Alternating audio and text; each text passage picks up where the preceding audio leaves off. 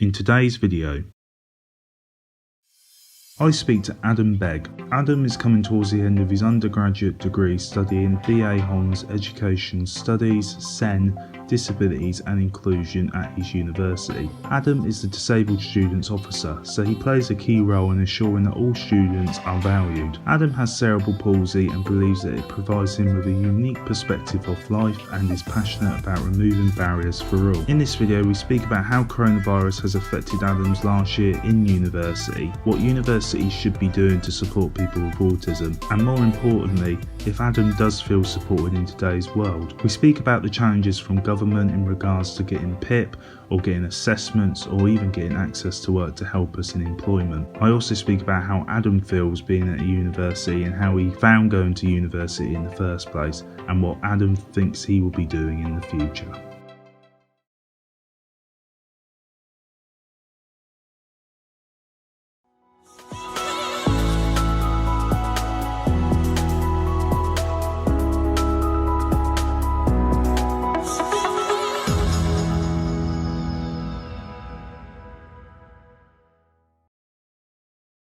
Hi guys, and welcome to the MaxiAspie special series Autism Connections, and by the intro you already know who we have on the show today, so please welcome Adam Begg. Adam, thank you for spending the time to talk to me today. I mean, the first question I have got for you, I'm asking the first two questions I've really asked everybody, and that is, how is coronavirus affecting you at the moment?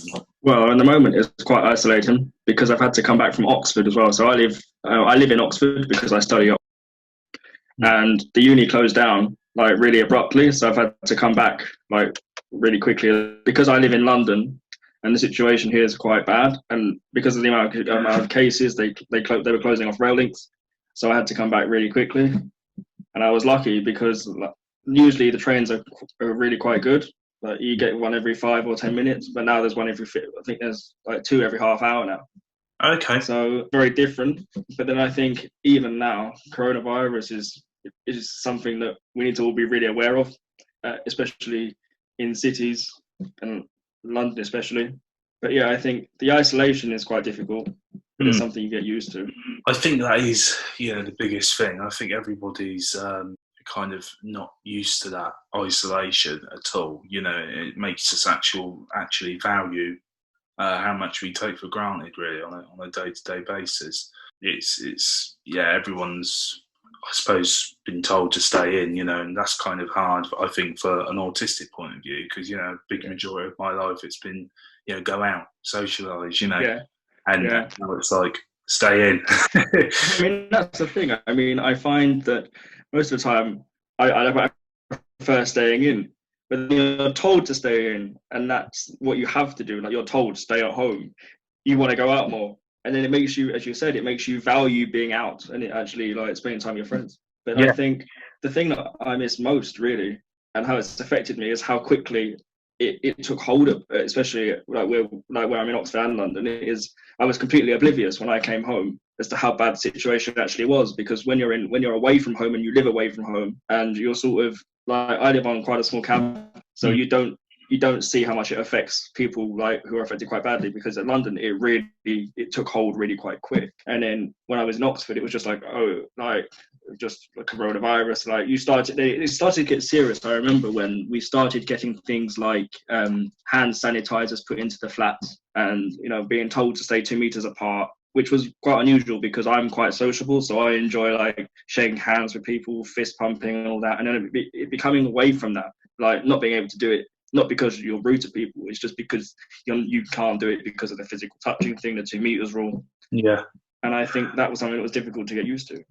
But I think the thing that's really sort of that's affected me quite badly is I'm in my 3rd year at uni now, and I'm just finishing. Like, we just finished our dissertations, which is like our last year project of working with people and all that kind of stuff. And then it was like graduation got taken away.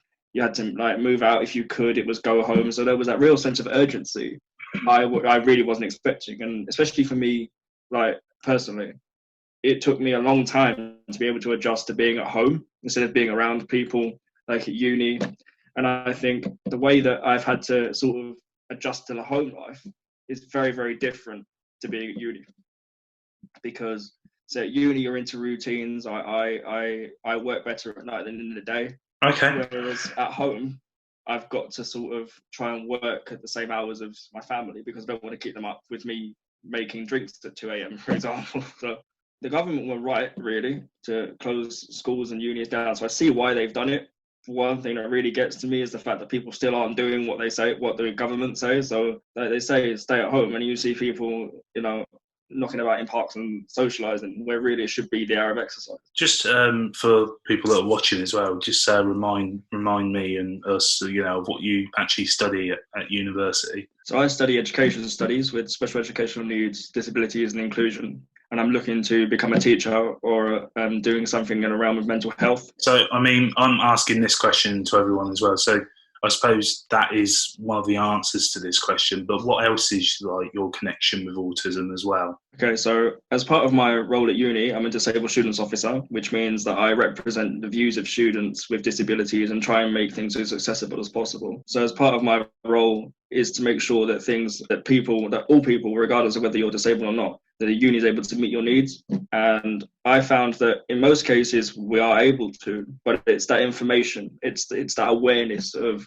are unis ready to, take into account every single disability or every single illness or every single person that you've got at uni? And I don't think unis generally, on a mass scale, unis aren't ready and they aren't accessible. Do I think that the unis really can take into account like what we see? I don't think they do, but they're trying. What do you think that is? Do you think it's just lack of funds or lack of knowledge, lack of understanding? I think it's lack of funds is one of the ththings that everybody will say, but I also think it's a lack of awareness. Like during my role as the officer, I hosted an event, co-hosted an event with Francesca Martinez as part of Disability Awareness Month. So we had a conversation about education because obviously that's my interest. So I asked her things about how schools can be more inclusive and what inclusivity means to her. And she said that a lot of schools focus on what you can't do instead of what you can. Yeah. And that's something that I believe in as well. I've always found when I was at school, even, it was always, you can't do this, or you're not great at PE. I was like, I know, but what do you want me to do about it? Instead of focusing on the things that I was good at, which is like listening to people and understanding them.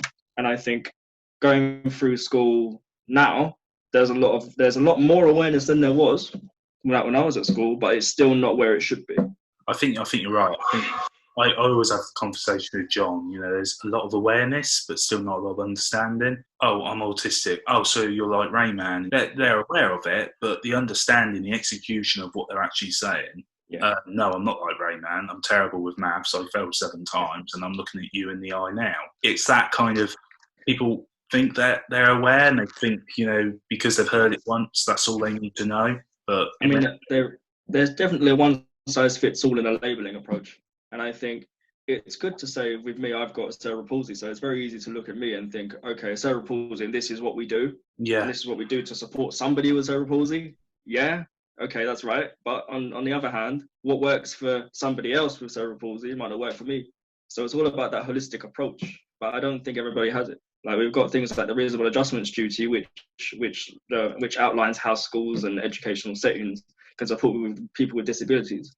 But the issue we always find is some of the strategies aren't going to work because, say, for me, I have things like I've received disabled students allowance, which enables me to get things to support my learning and support me through my education. But some of the things I feel like there's such a stigma around using them in classrooms and using them in education that I would actually rather be disadvantaged educationally or academically than feel different to people sitting in my classroom. So I have things like speech to text software, so I can dictate words and dictate my work to my screen. But then to do that, I'd have to be in a different room completely quietly. Otherwise, it picks up all the other voices. So then, do I really want to feel different, even more different, because I need something to help me? And that's the thing. You should never be in a situation where you feel different. I think if anything, that the pandemic as well has shown us is, these reasonable adjustments that people, for instance, with autism, they're automatically, the reasonable adjustment, for instance, for someone with autism is, can I work from home 1 day a week? Oh, no, you can't do that.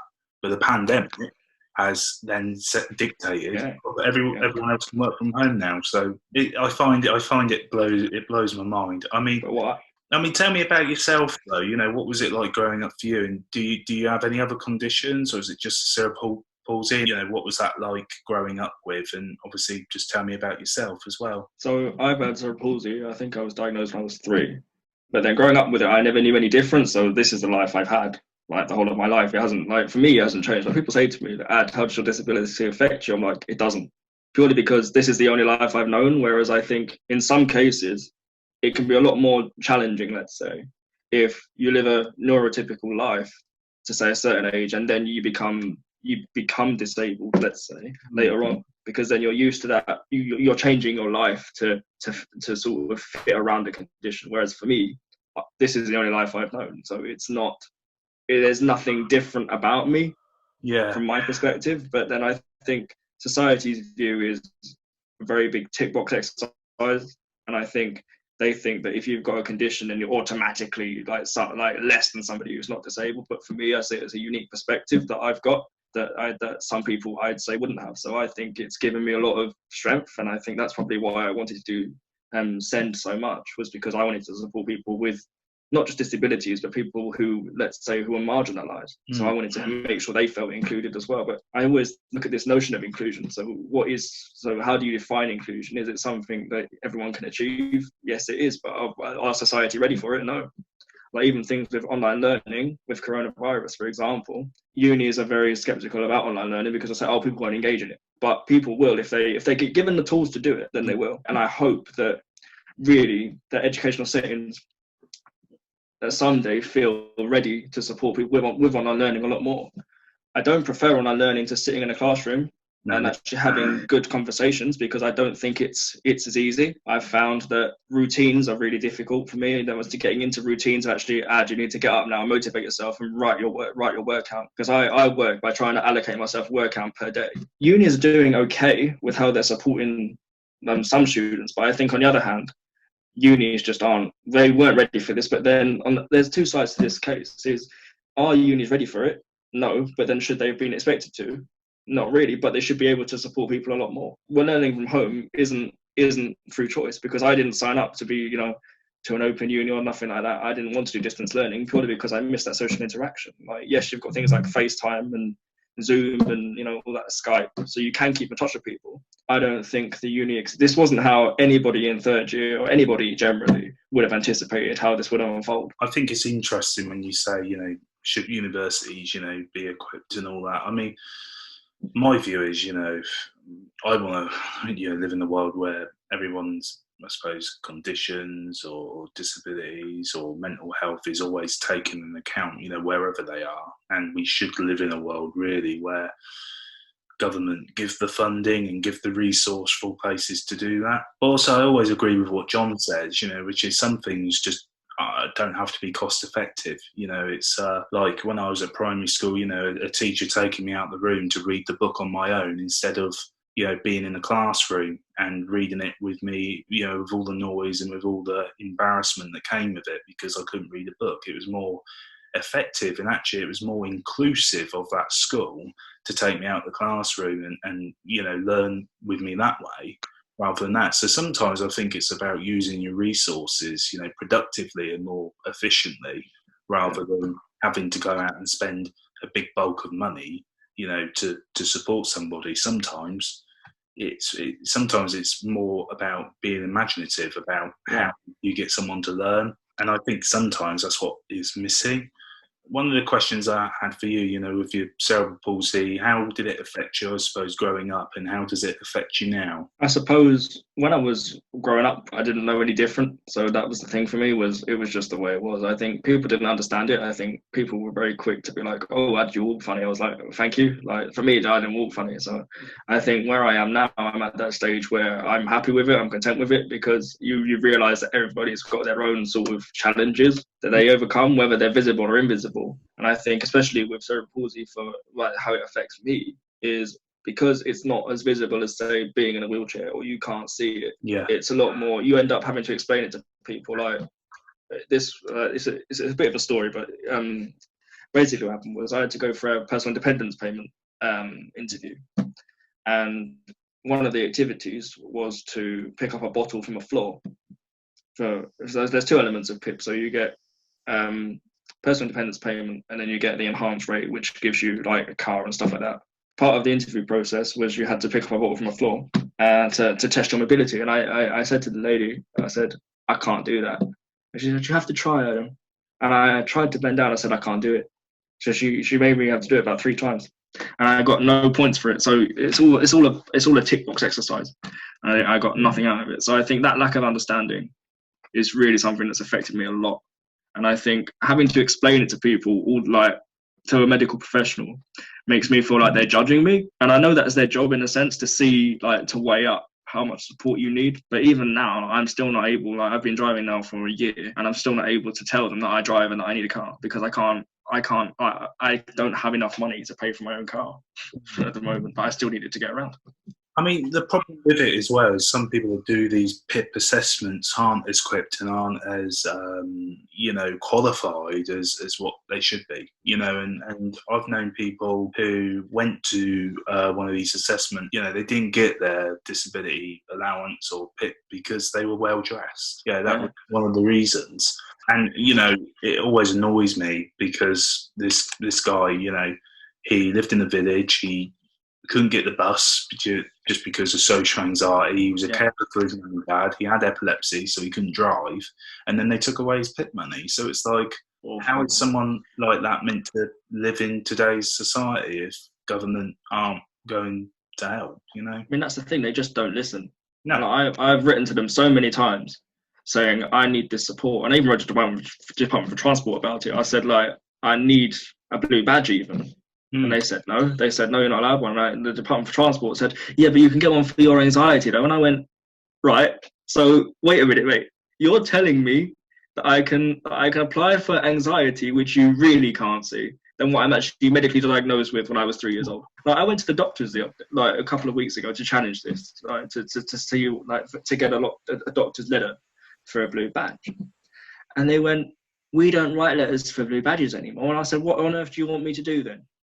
And they went, oh, well, there's mobility specialists. And I was like, but I don't need a mobility specialist, purely because all I need is for you to tell me that, for you to look out, for you to write me a letter, please.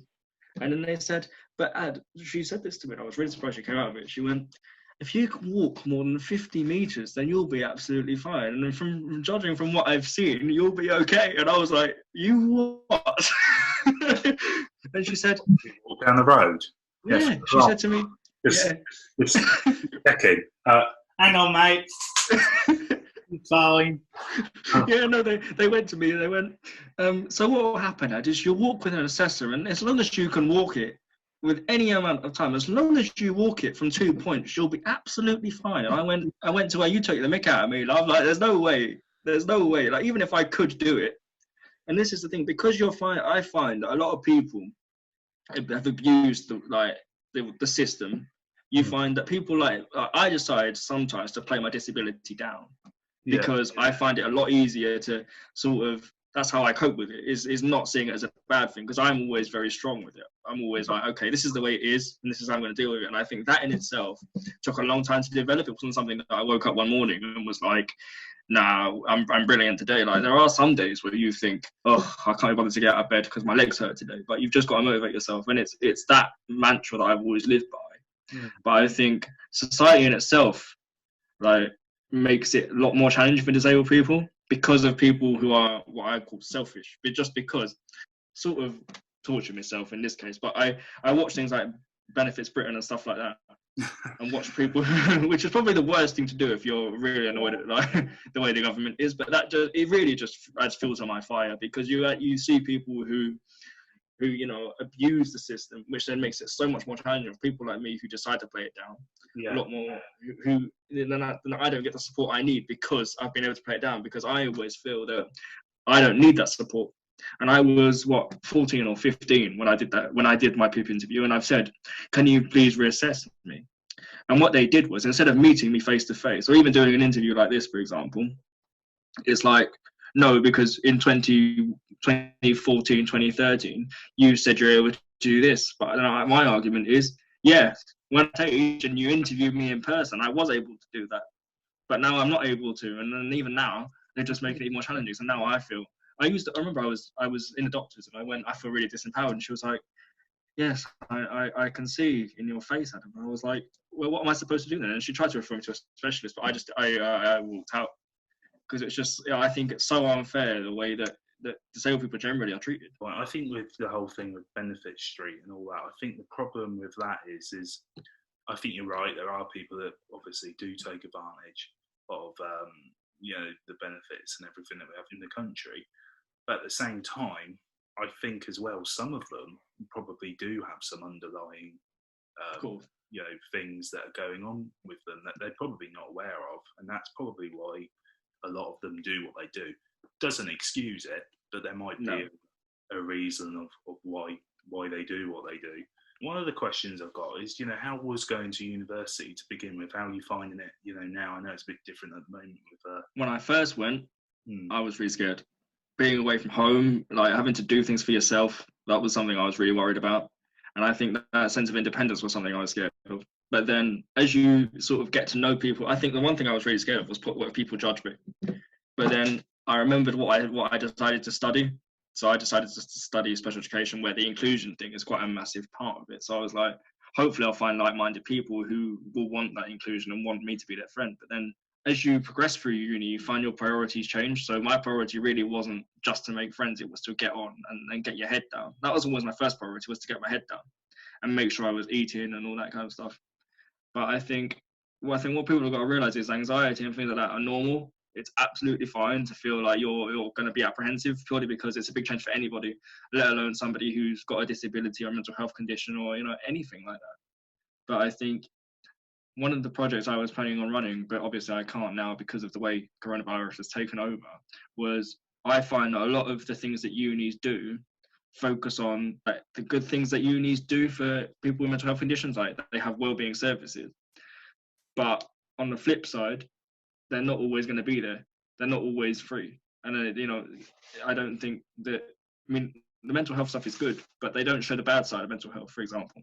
They don't show, okay, this is what, like, you may feel that you're in a low mood all the time, and this is how we can help you. I think that, yes, well-being does exist, but it's not there, and it's not advertised enough, and there's not enough spaces.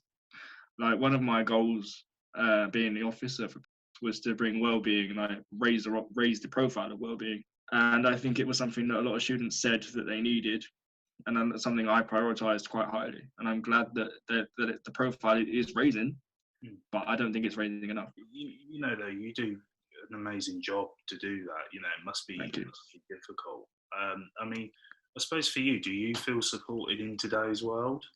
No, absolutely not. And one of my, and this kind of leads on to the other one, is, what do you feel needs to change, for you to be supported, I'd say things like legislations. I'd definitely say things like legislations, and teacher training is something that I've really focused on. It's something I think that, because teachers play such an important role and education does shape you. A lot of people say, well, that was when I was at school. But then I'd say, I've said to a lot of people, what do you think, how could education be changed? And they'd say the teachers. Because a lot of the teachers that I know of, for example, were trained when social emotional mental health was still behavioral emotional social difficulties. So there's a lot of, even that, for example, was such a big shift, but a lot of the teachers nowadays aren't ready to address those needs, purely because it's not the teacher's fault, it's just because they haven't been taught that, or there's not enough CPD around it. So I'd say things like legislations definitely need changing to make sure that it's more broad, or in a sense it should hone in on things a lot more. But then I just think teacher training is right at the forefront. Like for my dissertation, I explored the role of teacher in schools in supporting children and young people with social emotional mental health needs. And a lot of teachers weren't ready or prepared enough to look after those needs. And why? Purely because the training wasn't good enough.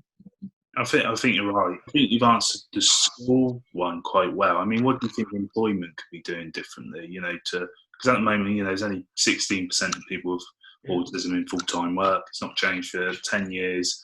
So what do you think they could be doing differently, employers, to, I suppose, make their work environment a bit more diverse and a bit more inclusive?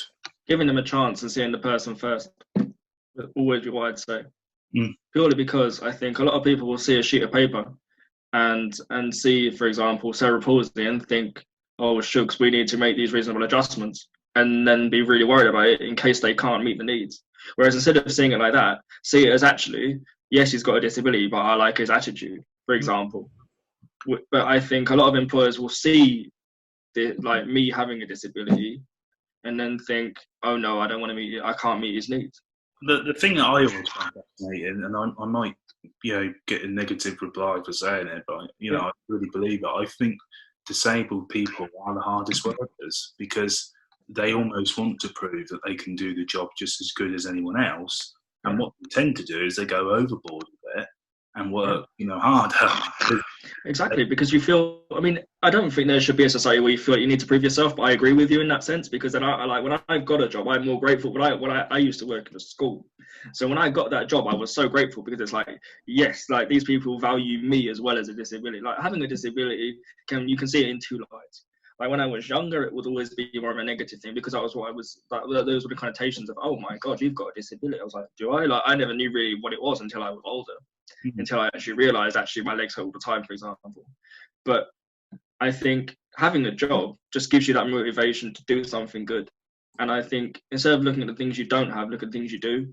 Like, I think having a job just gives you that motivation. And I think that really, if employers gave disabled people more of a chance, then actually we'd be in a better society, because then instead of feeling like I'm different, think I'm unique. And I've always said I'm not different, I'm unique, because there's always something about me that I've got even that somebody else doesn't have. And I think everybody does have those unique characteristics, but it's celebrating those unique characteristics, I think, just needs that sort of encouragement. I mean, my last question for you really is, what do you plan for the future? I know that you're coming towards the end of your university studying, so what do you plan for the future? I'm hoping to run some more mental health projects, like trying to raise awareness of mental health is always something I've wanted to do. So that's something I really want to invest in now, making people see that mental health is more than just a negative thing, because I think that a lot of people, when you think mental health, you think mental health illness or mental health problems, instead of seeing it as a broad thing of actually everybody has mental health, but it's how you deal with it.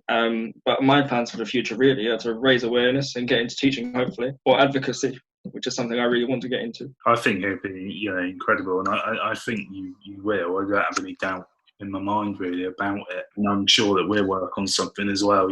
Absolutely, in the future. Thank you for thank you and speaking with me, and pleasure, Max. No, thank you ever so much. Thank you, Max.